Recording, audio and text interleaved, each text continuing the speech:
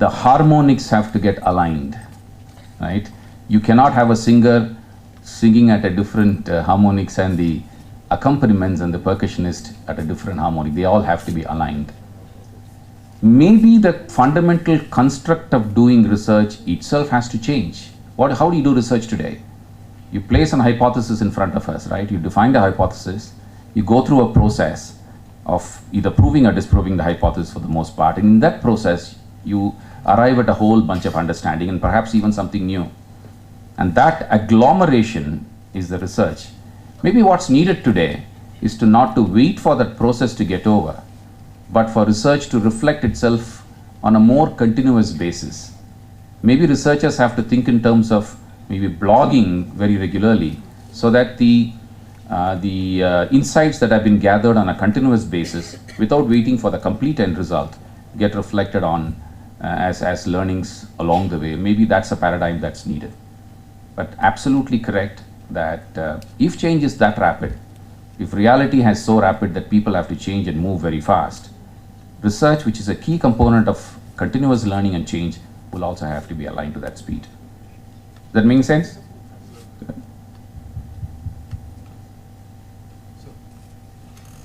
Yeah. It's a light question. I quite feel that it's related to your talk. Gordon Moore's principle is actually diminishing with mentioned about the CPU's processing speed to double in 24 months is far decreasing. And the adaptability of people's usage and dependability on information through this processor is pretty high, and it's almost come to 100% in the business sector. What would happen to a stage when this keeps coming down and reaches a stage where the whole paradigm of Gordon is washed out and something new turns up? How do you think, what would be the pace of change of people to cope up to daily lives? It's a fascinating question. This is something that a lot of people, thank you, it's a great question. I don't have the answers. I don't think people have the answers, but I'll share a couple of thoughts. This is something that occupies the minds of a lot of people. I've been reading about it. What happens if the pace of change is so rapid that the human ability to understand that pace of change is not just severely affected, but it's essentially overcome by that? Is that the tone of the question that you're asking? I think one of the interesting, human beings have been extraordinarily adaptable. If you go back to look at history, you will find that there are points in time that events have happened which appear as if it could have overcome whatever existed at that point in time. But human beings have figured out a way by which they adapted. So as an optimist, I believe that we'll figure out a way. I never say a glass is half empty, a glass of half glass of water. I never say it's half empty. I think it's full, because it's got half a glass, half of it is water and half of it is air. It's still full, but it's just got two different things that you sometimes don't look at from that perspective. Number one. Number two, and this is interesting, what happened when batsmen started dominating one-day internationals with heavier and heavier bats? What did they do? They introduced two white balls, right? So there's a new ball from both ends. If those of you follow cricket, I apologize to those of you who don't, but they actually introduced two white balls to just even up things. What happens when things change very rapidly? The rules of the games will get changed. One of the things I actually love about young people is because they, people come and complain, these guys are breaking the rules all the time. I said, no, they're creating new rules, and because of that ability to create new rules, only when you're so steeped in the paradigm that you've got used to, that something else looks scary. If you embrace it, you enjoy it, and you allow it to seep into your every pore, you suddenly create a completely new rules of the game. And I think that's what's going to happen. I think new rules of the game. Now, along with that will come a lot of confusion. Complexity, uncertainty, volatility, all of that will come, ambiguity, all of that will come. No questions about it. But the beauty of the whole thing, the relevance of universities will still have to continue to exist, isn't it? That we'll have to teach new things and figure out the tools as well as techniques for people to learn to handle all of that, right, in a lighter vein. And I think all of this is going to, that's the exciting part. We are not going to be, I mean, very early on in my career I was taught it's a little difficult to drive a car by looking at the rear view mirror, right, all the time. And that's what we do. Many times, especially in India, we keep looking at the rear view mirror. We have a wonderful past, but we need to take confidence in the past, but we need to take commitment for the future. And I think recognizing that exactly what you're going to say is going to happen in the future and just embracing it, I think will give half the rest of the answers you have to discover for yourself. Does that make sense? Any other questions? There's somebody there. Let me first thank you for such a fascinating deliberation. It was truly thought-provoking. As you discussed that in time of VUCA, we need to have a different mindset and attitude. And as an academic institutions, we have got the greater responsibility of shaping young minds. Can you throw some light that what are the initiatives at this front in different kind of institutions that you have traveled across? Oh, plenty. Oh, plenty. It's fascinating. Actually, good institutions. I spent a month and a half with University of Melbourne in Australia at the invitation of the Vice Chancellor to come and really talk to them about strategies for the future. It's a great experience for me because I met a cross-section of people, about 30 senior people, and spent substantial time, 2 to 3 hours with each person perhaps. And one of the interesting things that Melbourne did for a university of that vintage, they redefined, they called it the Melbourne way, and they redefined the way that they were teaching a structured curriculum based, the 3-year bachelors and all of that stuff. There is a certain curriculum and structure. They changed the entire thing, redefined it, called the Melbourne way, and moved the entire university towards that. Now they did it in a nice way, not like University of Delhi, which got into all kinds of tangles, but they also did not have the kind of interference that's there in India from regulatory authorities, so it's a good thing, but they actually transformed the entire university. You can go and read it up. It's available on the net, on the University of Melbourne side. It's a fascinating history of the way in which that university responded to what they believed are the key triggers and thrusts that they need to recognize. That's one good example. Another example is something that you'll all be familiar with, which are MOOCs, right? People have adopted, and 2 things I wanted to mention there. Number one, I don't know, you all heard of Coursera, right? Do you know who's the CEO of Coursera? Anybody? Anybody? The current CEO of Coursera? No? His name is Richard Levin. Have you heard his name before? Richard Levin. Prior to taking over as the Coursera CEO, which is about a year back or so, 1.5 years back that he took over as the CEO, he was the president of Yale. So you can imagine the president of Yale, which is about as Ivy League as it can get, actually moving on, recognizing that the future is going to rely on something as disruptive as MOOCs. He's actually become the CEO of the company. Very fascinating, isn't it? There's another example that I wanted to place in front of all of you. Have you heard of, you may or may not have heard of San Jose State University or Michigan State University. You may have heard, very strong in sports. And Capella is a private for-profit university which focuses on postgraduate education in the US. The interesting thing about these universities is they've all embraced a new method of curriculum and assessment called competency-based learning. They no longer offer credits that are based on functional knowledge, but they have restructured the entire curriculum based on competencies. Now, if you turn back and say VUCA is what's the future, and to be able to tackle VUCA, our students, when they graduate and go to the real world, really need to have these competencies: ability to absorb, what's happening out, not wait for absolute certainty, but able to respond, because ambiguity does not wait for certainty. Have to have the competence to be able to recognize various elements of ambiguity and actually thrive on it. If these are some of the competencies, for example, that are needed, is it possible for an institution to start thinking of itself in terms of providing these competencies rather than saying, I'm going to do marketing, finance, HR, blah, blah, and blah? That to me is differential thinking. Now, it's not as simple as it sounds. I'm making it sound very simplistic, but this is just a throw an idea in response to your question. I think institutions have a great responsibility. Every institution has to ensure that every student who graduates out of its portal is both an empowered learner as well as a responsible learner. By an empowered learner, I mean tools and techniques and competencies that are needed, and the person has to be a learner for life. You need to create that ethos in that person. And second, as a responsible person, so that the person understands the consequence of her or his actions. as a manager, as whoever. If that was the case, if Whartons and the Harvards were doing that, I would suppose 2008 and the subprime crisis may never have happened, because they would have been aware of the consequences of it. I think those are the kind of things that's needed by institutions. Does that answer your question? Yeah. I think I've really taken much more time than I should have. Thank you very much. It's been a pleasure and honor to be with all of you. All the best.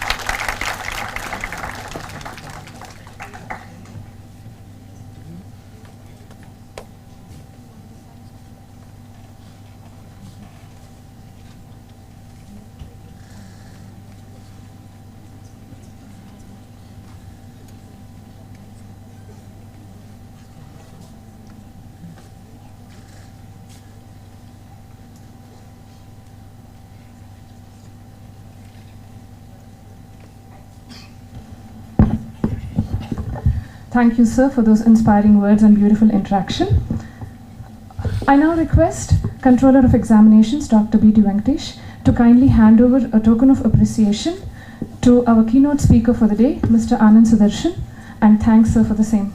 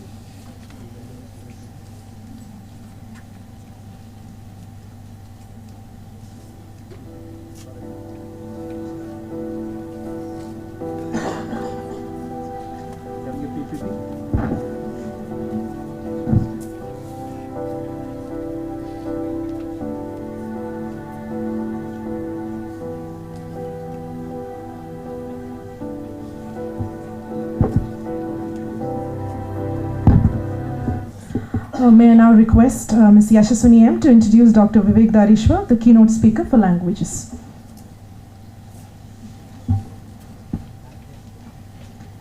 Good afternoon. It's an honor to introduce Dr. Vivek Dhareshwar, the keynote speaker on rethinking language teaching in India. Sir was a senior fellow at the Center for the Study of Culture and Society, Bangalore. He has worked at CSCS as a director between 2001 and 2004. From 1993 to 1997, he was in Center for Studies in Social Sciences, Calcutta, where he was a fellow in the social basis of culture and sociology. He has also taught as visiting faculty in the Department of Anthropology, Johns Hopkins University, Baltimore, USA. Sir has obtained a PhD from History of Consciousness program, University of California, Santa Cruz. His master's degree was in Modern Indian History from Jawaharlal Nehru University, New Delhi. At Srishti, he heads the Bangalore Human Sciences Initiatives, which has set itself with an objective of reinvigorating research in humanities and the social sciences. To talk about his intellectual journey, he began his research through tools of Marxism. Later in the United States, he started engaging with post-colonial theories. In his intellectual journey, he discovered that Western descriptions of India has a cognitive limitations. As a consequence, he produced extraordinary, vibrant debates which ranged from issues related to literature, social sciences, to philosophy. It would be difficult for us to bracket him into any discipline. His research investigates the role of culture in learning different kinds of knowledge, and also he is involved in philosophical explorations of the relationship between norms and experience. All his questions of research are concerned with India through non-European lens. His focus is right now on Gandhi and Tagore. May I now request Dr. Vivek Dhareshwar to deliver the keynote address on rethinking language teaching in India. Thank you, sir.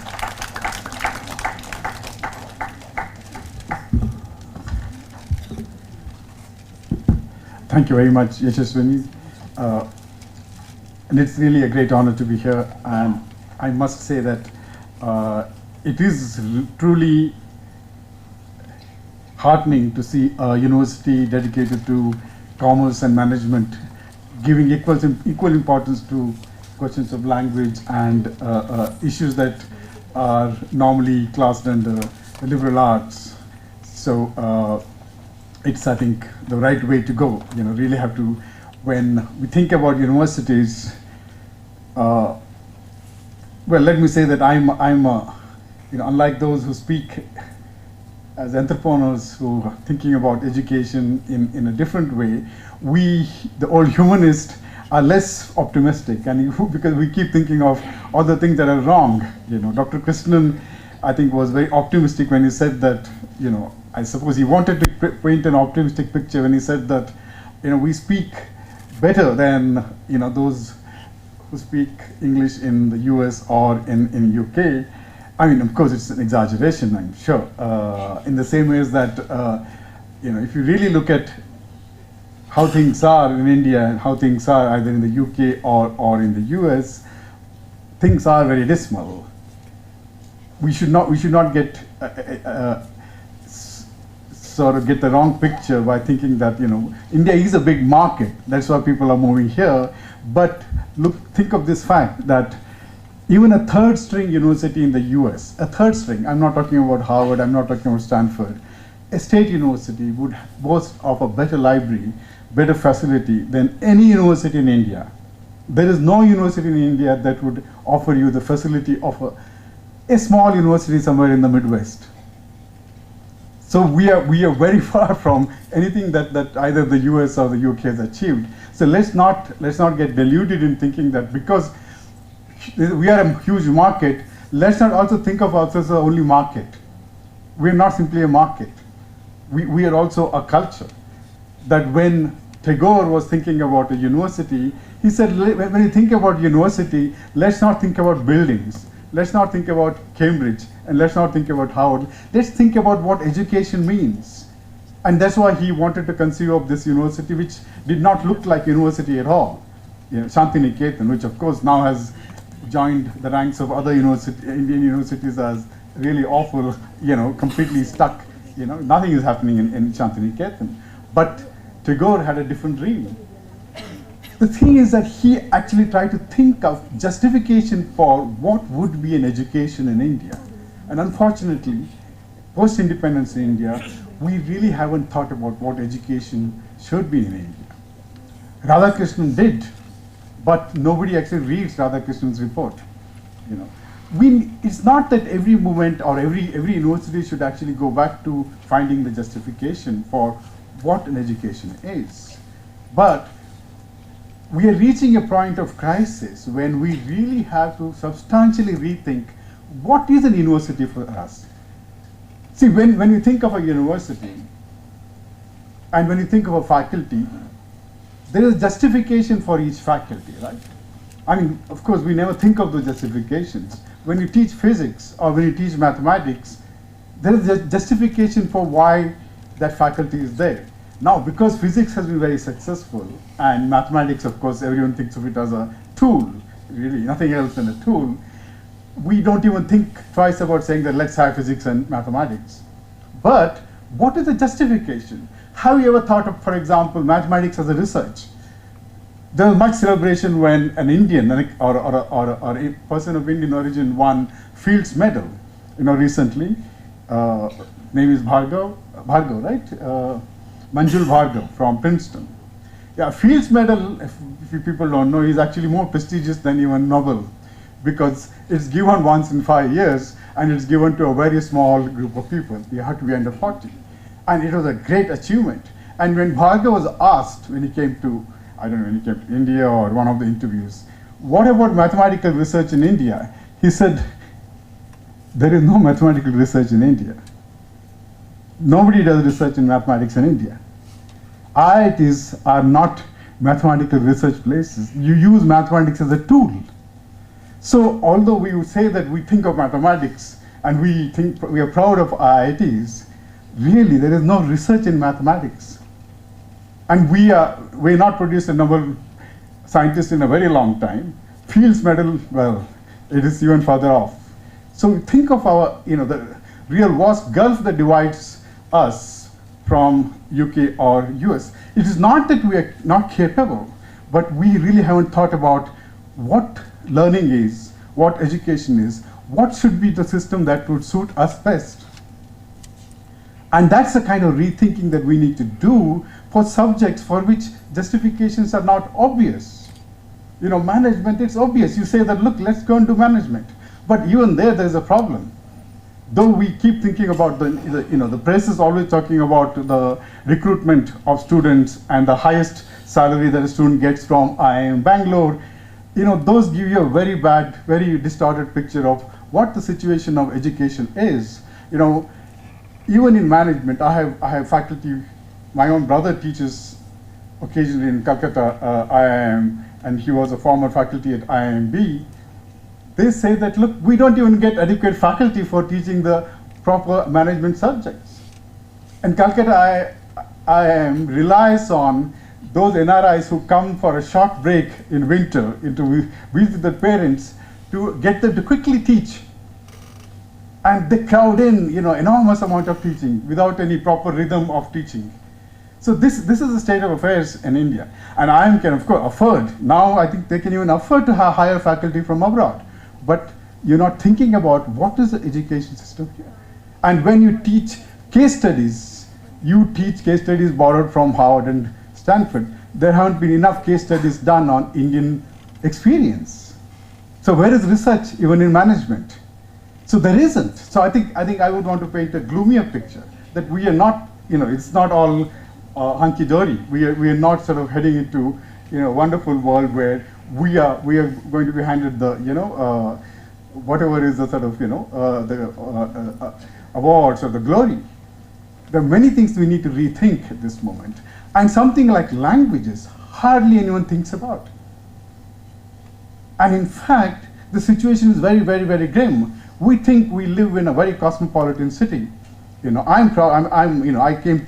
This was my first big city. I studied in National College, which was once, really a wonderful college, and then but now I believe it has really, really declined. We think of ourselves as living in a cosmopolitan city to which many people, I think in about 10 years, the population has nearly doubled, I think, which means that so many outsiders have come in here. But we think that it's something, we need to coerce them into learning our language. The buses are so unhelpful. People can't find their way because we refuse to put, the names in English. Where does this fear come from? Is it cosmopolitanism? So this is related to the question of language. On the one hand, we want to be cosmopolitan. We want to say that, look, Bangalore leads any other cities. We are proud of the fact that someone said that, Bangalore is an expression now. Obama mentioned Bangalore as having taken jobs away and so on. We feel pride, but really, should not take pride, because we've not done anything here. Even when we think of Infosys, really, it's not even a brand, right? We are just doing service labor, basically. So we should be realistic about where we are. So language, when you think of languages, we don't give any importance to our languages. Unlike in the past, where learning of a language, speaking beautifully, was considered an important virtue. Right now, not only that we don't speak any language well, we may have broader access to languages, but if you read Kannada newspapers, or if you read English newspapers, yesterday I was reading Hindu Literary Review. It's supposed to be one of our better newspapers. There is not a single review which made a point. There is no coherence in the reviews. There was one review by some Oxford literary editor, which was trying to make a point. I could not figure out what the point was. It said that English somehow is distorting other languages. It wasn't clear through the review why that was the case. So we're in this situation where we need to fundamentally rethink how we are going to learn languages. right? I think I'm not an expert on languages. I think I was asked to come here because I work with some wonderful literature people here in Jain University who are, wonderful researchers who are constantly asking me for new ideas and wanting to have new discussions and so on. And they wanted to hear